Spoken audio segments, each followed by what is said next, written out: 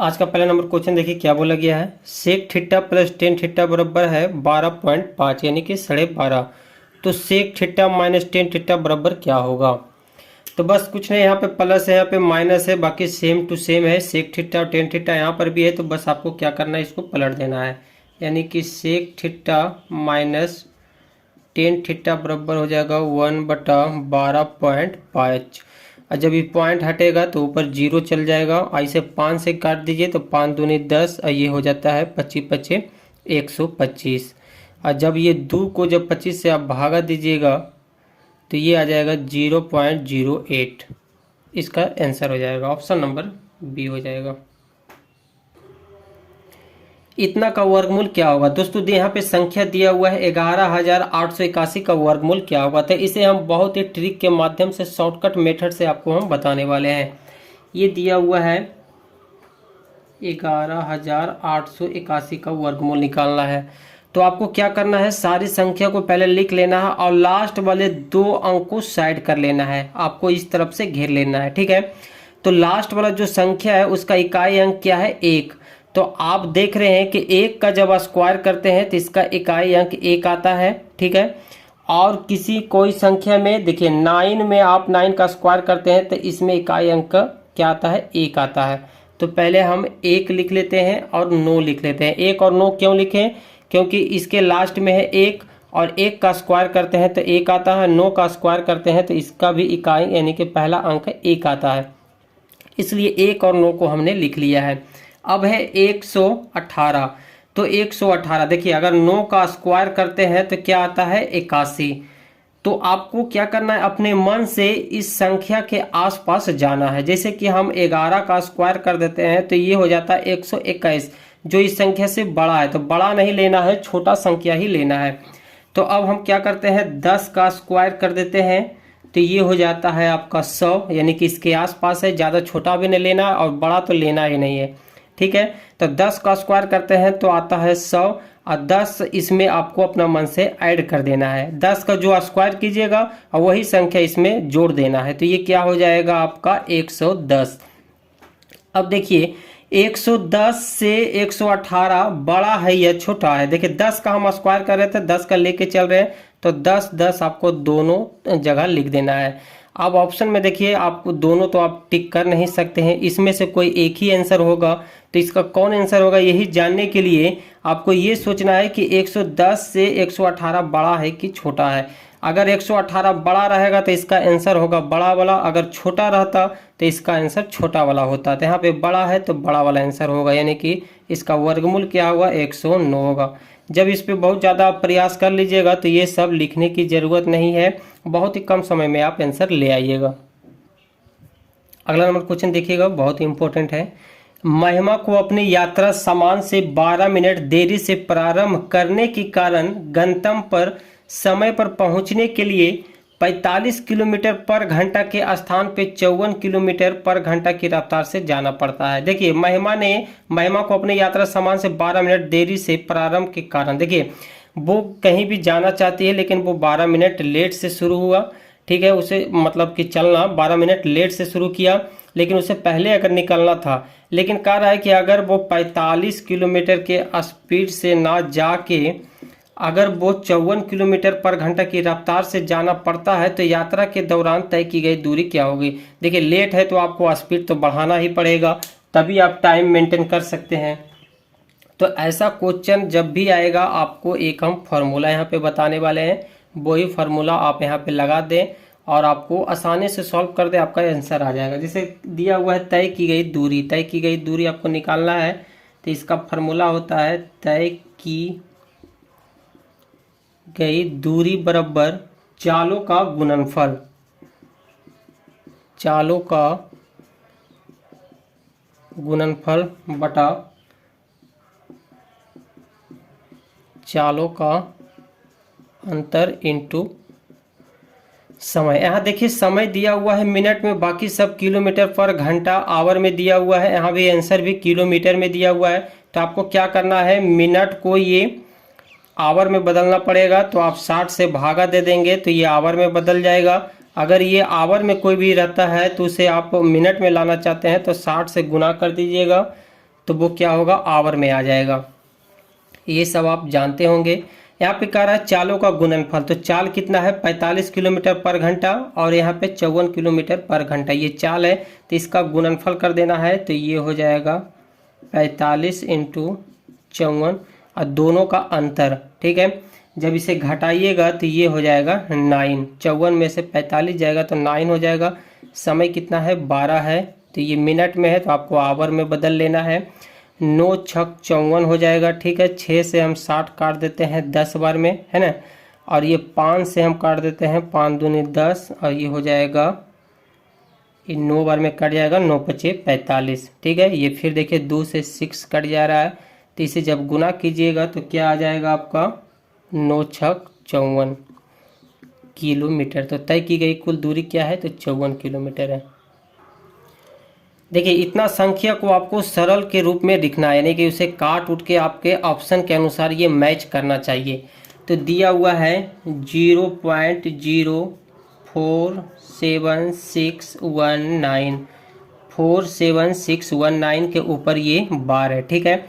तो ये नियम कहता है कि जितने के ऊपर बार रहेगा उतना 9 आपको नीचे लिखना है। तो ये आपको क्या करना है, ये 47619, इसके लास्ट में 0 आप लिख भी सकते हैं, नहीं भी लिख सकते हैं। तो कितने के ऊपर 0 है, 1 2 3 4 5 6, तो 6 9 आपको नीचे लिख लेना है। 1 2 3 4 5। अब इसको काट के दोस्तों जो भी आएगा आपका वो आंसर हो जाएगा। देखिए 9 से हम इसे काट देते हैं तो 1 बार में ये सभी कट जाएगा, 1 2 3 4 5 6। और जब इसे काटिएगा 9 से तो ये आ जाएगा आपका 5291, ठीक है। अब देखिए क्या करना है कि जिसे हम 21 से इसमें गुना करते हैं तो ये आ जाता है आपका, इतना संख्या लिखा जाता है, यानी कि 5291 से इतना संख्या 21 बार में कट रहा है, ठीक है। ये 21 बार में आपका कट जाता है। तो नीचे क्या बचेगा, ऊपर क्या बचेगा 1 और नीचे बचेगा 21, तो इसका आंसर हो जाएगा सी नंबर। किसी खाद्य पदार्थ में चीनी और आटे का आरंभिक मूल्य 17:28 था। एलिजाबेथ ने 27 केजी के इस खाद्य में इतना आटा और मिला दिया कि चीनी और आटे का अनुपात 2:5 हो जाए। देखिए कहने का मतलब है कि चीनी, देखिए हम यहाँ पे लिख देते हैं, ये हो जाएगा शुगर, ये हो जाएगा आपका आटा, ठीक है। ये है 17:28 और कहा गया है कि एलिजाबेथ ने 27 केजी की इस खाद में इतना आटा और मिला दिया जाए कि चीनी और आटे का रेशियो हो जाता है 2:5 हो जाता है। देखिए क्वेश्चन में बोला गया है कि आटा मिला दिया गया है, तो आटा मिला दिया गया है तो शुगर यानी कि चीनी का रेशियो नहीं गड़बड़ाना चाहिए। आटा मिला रहा, जैसे हम दूध में पानी मिला रहे हैं दोस्तों, तो दूध की मात्रा वही रहना चाहिए, पानी बढ़ रहा है उसमें, दूध तो आपका जो कहते हुए रहेगा, पानी उसमें बढ़ जा रहा था। यही कहने का मतलब है कि हम आटा मिला रहे हैं तो आटा का रेशियो गड़बड़ा जाए, कम बेसी हो जाए, कोई दिक्कत नहीं है, लेकिन हम शुगर से चीनी से छेड़छाड़ नहीं कर रहे हैं तो उसका रेशियो वही रहना चाहिए। तो ये रेशियो आपको सही करना पड़ेगा तभी इसका आंसर आएगा। क्वेश्चन में बोला गया आटा मिला दिया गया, तो शुगर के रेशियो को हम ठीक कर लेते हैं। तो ऊपर हम 2 से गुना कर लेते हैं, नीचे हम 17 से गुना कर लेते हैं, तो ये क्या हो जाएगा, ये 17 दूनी हो जाता है 34, है ना। और जब इसे गुना कीजिएगा 28 को 2 से तो ये हो जाएगा 56, 17 को फिर 2 से गुना कीजिएगा तो ये 34। अब हमारा रेशियो ठीक है, क्योंकि चीनी से हम छेड़छाड़ नहीं किए, तो ये रेशियो ठीक होना चाहिए, बराबर होना चाहिए। और 17 को आप 5 से गुना कीजिएगा तो ये हो जाएगा 85, 17 पचे हो जाता है 85। अब बोला गया है कि 27 केजी के इस खाद में, यानी कि टोटल कितना है 27 केजी, और ये है प्रारंभिक वजन दिया हुआ है। यहाँ पे प्रारंभिक कितना हुआ है प्रेजेंट में, यानी कि प्रारंभिक मूल्य आप यहाँ पे कितना है तो ये देख लें। तो यहाँ पे प्रारंभिक है आपका 34 और 56 को ऐड कीजिएगा तो 6 4 हो जाता है 10 और 5 3 8, ये 9 हो जाएगा। आपको निकालना क्या है, तो एलिजाबेथ ने बाद में कितना आटा मिलाया, तो कितना आटा मिलाया, आप 85 में 56 घटा दें तो ये हो जाएगा 29, यानी कि 29 केजी और आटा मिलाया है। तो आपको जो निकालने के लिए बोलेगा उससे गुना कर देना है, ठीक है। अब इसे जब सॉल्व कर लीजिएगा आप, देखिए ये कट जाता है आपका, हम 9 से काट देते हैं तो ये 10 बार में ये हो जाएगा 3, ठीक है।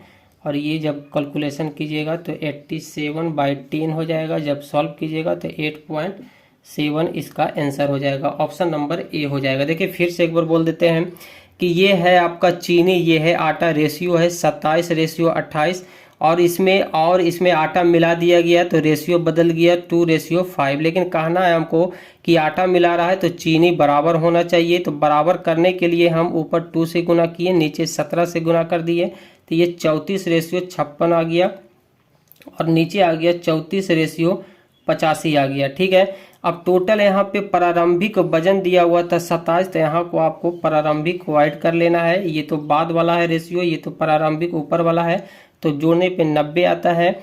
कितना आटा मिलाया गया है तो हम यहाँ पे घटाते हैं तो 29 आया, यानी कि 29 kg आटा और मिलाया गया है। तो जो पूछा गया है आपको गुना कर लेना, सॉल्व करने के बाद ये आंसर आ जाएगा। 17 प्रशिक्षु एक दिन में 4 विशेषज्ञों के बराबर काम करता है। देखिए 17 है प्रशिक्षु को हम P लिख लेते हैं और 4 विशेषज्ञों को हम V से डिनोट कर लेते हैं। ठीक है, विशेषज्ञों को V से डिनोट कर लिए जो बराबर है। आगे बोला गया है कि एक तालाब को बनाने में 12 विशेषज्ञों, यानी कि 12 विशेषज्ञों को मैंने V लिखा था तो V कर देते हैं, और 9 और का मतलब होता है प्लस, तो आपको प्लस कर देना है, और 9 प्रशिक्षु को 5 दिन का समय लगता है। ठीक है, इसे 5 दिन का समय लगता है। तो उसी तालाब को 15 दिन में बनाने के लिए 4 विशेषज्ञों के साथ कितने प्रशिक्षु की आवश्यकता होगी। तो कितनी प्रशिक्षु की आवश्यकता होगी ये आपको निकालना है। तो दोस्तों यहाँ पे बोला गया है कितना प्रशिक्षु की आवश्यकता है, तो मानते हैं कि यक्ष प्रशिक्षु की आवश्यकता है। प्रशिक्षु को P से डिनोट कर लिए तो यक्ष प्रशिक्षु, तो इसमें हम जोड़ लेते हैं कि यक्ष प्रशिक्षु हमें और चाहिए। अब क्या करना है, देखिए यहाँ पे दिया हुआ है 12 भी। ठीक है, 12 भी को आपको बनाना है तो हम इससे 3 अगर गुना कर लेते हैं तो ये दोनों तरफ 3 गुना हो जाएगा, तो ये 12 भी बराबर हो जाएगा 51P। ठीक है, तो 12 भी बराबर हम 51P लिख सकते हैं, तो ये हो जाएगा 51P प्लस 9P, क्योंकि सेम रहेगा तभी दोनों को हम जोड़ सकते हैं, और इनटू में हो जाएगा आपका 5। यहाँ दिया हुआ है 15, ठीक है, इंटू 4V प्लस XP। देखिए यहाँ से एक और काम कर लेते हैं दोस्तों, 4V बराबर क्या है, 4V बराबर क्या है 17P, तो हम यहाँ पे 17P कर लेते हैं। चलिए यहाँ पे रहने देते हैं, यहाँ पे हम कर लेते हैं 17P। P से P आप कॉमन निकाल सकते हैं, तो ये यहाँ भी देखिए P है तो आपका कॉमन आ जाएगा, और ये 51 और 9 हो जाता है आपका 60 इंटू 5, ये हो जाएगा 15 इंटू 17 प्लस यक्स। P हम बाहर ले लेते हैं, P से P खत्म हो जाएगा आपका। ठीक है, और आपको देखो क्या करना है, ये 15 को हम इस तरफ ले आते हैं तो ये हो जाएगा 60 इंटू 5/15 बराबर 17 प्लस यक्स। 5 से देखिए 15 से हम 60 काट देते हैं, 15 चौक 60, तो ये गुना करने पर कितना आ जाएगा आपका, ये 20 आ जाएगा। हम इधर लिख लेते हैं, तो ये हो जाएगा 20, और 17 को हम इस तरफ ले आएंगे तो -17 बराबर यक्स आ जाएगा, यानी कि यक्स बराबर क्या आ जाएगा आपका 3 आ जाएगा। तो कितना आपका देखिए अब बोला गया कितने प्रशिक्षुओं की आवश्यकता है, तो दोस्तों हमें 3 प्रशिक्षुओं की आवश्यकता पड़ेगी, तो इसका आंसर हो जाएगा A नंबर।